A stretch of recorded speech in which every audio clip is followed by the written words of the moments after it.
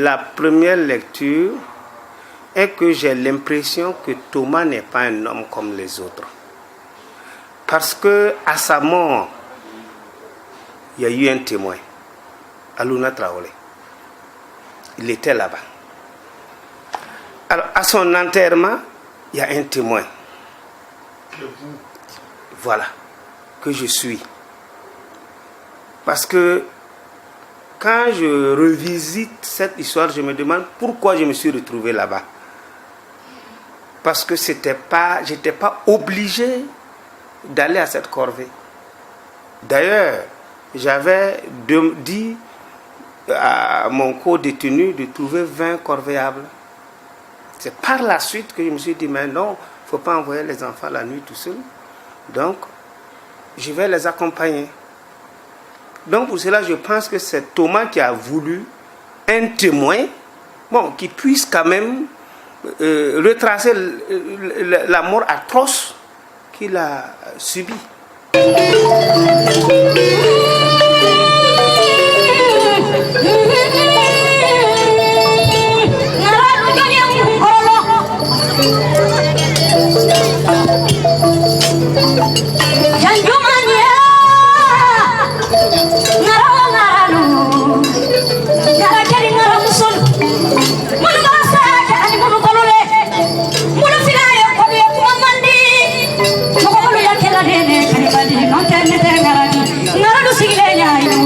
Je crois que c'est vers 19h qu'il y a eu des coups de feu au Conseil de l'Entente. Comment est-ce que vous qui n'étiez pas politicien, vous n'étiez pas militaire à l'époque, comment vous vous êtes retrouvé au cœur de ce système-là, la nuit, en train de vous retrouver entre des putschistes? Oui, les coups de feu, c'est vers 16h. C'est vers 16h. J'étais au palais de justice parce que j'étais un détenu et je partais au niveau du palais de justice pour récupérer les dossiers de jugement le matin. Donc le soir, j'étais donc au palais et vers 16h, j'ai entendu effectivement ces coups de feu. Donc je me suis débrouillé comme les autres parce que c'était la débandade pour le jeune Mabaz qui était donc la prison. Et dans les environs de 19h-20h, le chef de poste m'a interpellé pour dire que le régisseur qui était certainement au Conseil de l'Entente souhaiterait qu'on lui prépare 20 corvéables, 20 détenus pour une corvée. Est-ce que vous saviez ce qui se passait?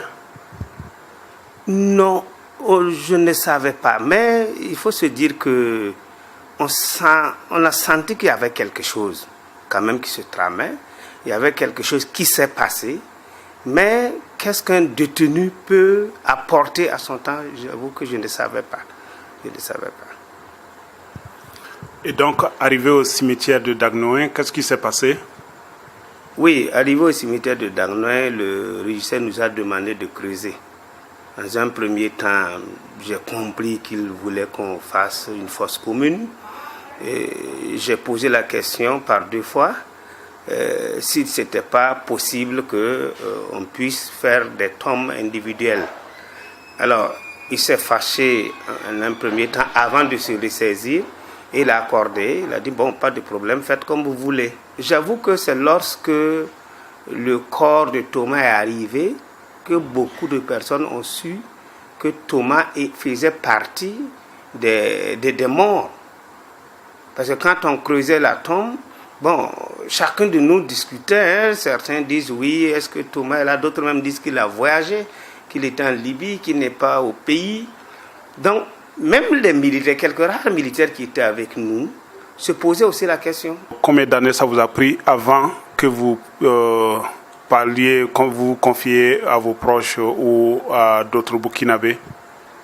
C'était compliqué. Parce que moi, après ça, je suis resté en prison, je crois encore 4 mois, hein, plus de 4 mois. Bon, je faisais beaucoup attention jusqu'à ce que je quitte la prison. Mais j'en ai quand même parlé à des proches. Bon, ensuite, lorsque on a pu faire démarrer le dossier, les avocats étaient informés, mais on a quand même tenu de garder justement cette information pour que ça puisse nous servir par la suite. Parce que inutile de raconter des choses qui ne vont pas vous servir, qui vont même vous desservir. Ouais. Alors aujourd'hui, le rapport balistique parle de corps criblés de balles. Ça, c'est quelque chose que vous saviez depuis cette nuit. Oui. Parce que c'est méchant. C'est méchant. J'avoue que nous avions enterré les corps sans, comment on appelle ça, sans gants. Donc, toutes nos mains étaient totalement ensanglantées, le véhicule totalement ensanglanté, et c'est-à-dire l'ampleur, quand vous voyez comment les gens ont été criblés comme les animaux, c'est vilain. C'est vilain. Bon, mais comme je l'ai dit, ils étaient tous identifiables. Il y a certains qui ont perdu un œil, mais ils étaient tous quand même identifiables. Surtout Thomas était en rouge, un survêtement rouge. Donc avec le sang, de loin, tant que vous ne le touchez pas, vous ne sentez pas qu'il y a du sang sur lui. Donc c'est comme s'il dormait, couché les poings fermés, bouche bée, c'est comme s'il transmettait un message. Cette image me reste toujours. C'est comme s'il... C'est méchant, c'est simplement méchant.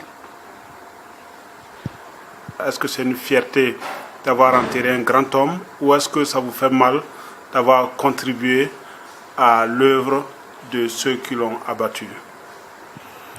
Non, il y a deux lectures ici. Ça me fait mal parce que quand je parle de ça, jusqu'à présent, j'ai des difficultés. Et peut-être que vous-même, vous sentez. Je me prépare, c'est vrai, mais j'ai des difficultés. Mais la première lecture est que j'ai l'impression que Thomas n'est pas un homme comme les autres. Parce que à sa mort, il y a eu un témoin, Alouna Traoré. Il était là-bas. Alors, à son enterrement, il y a un témoin. Voilà, que je suis. Parce que quand je revisite cette histoire, je me demande pourquoi je me suis retrouvé là-bas. Parce que j'étais pas obligé d'aller à cette corvée.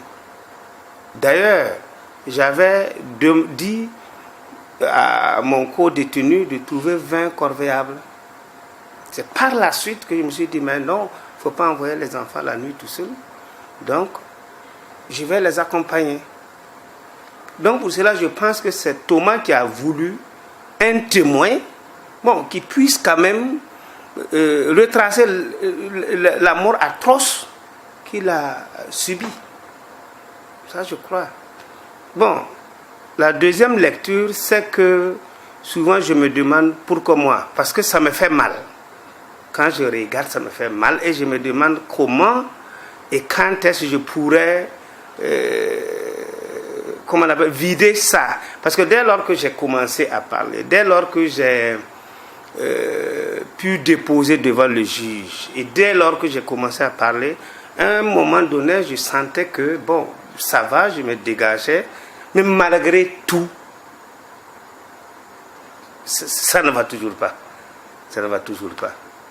Donc c'est vraiment un choc que je subis, je ressens toujours ce choc.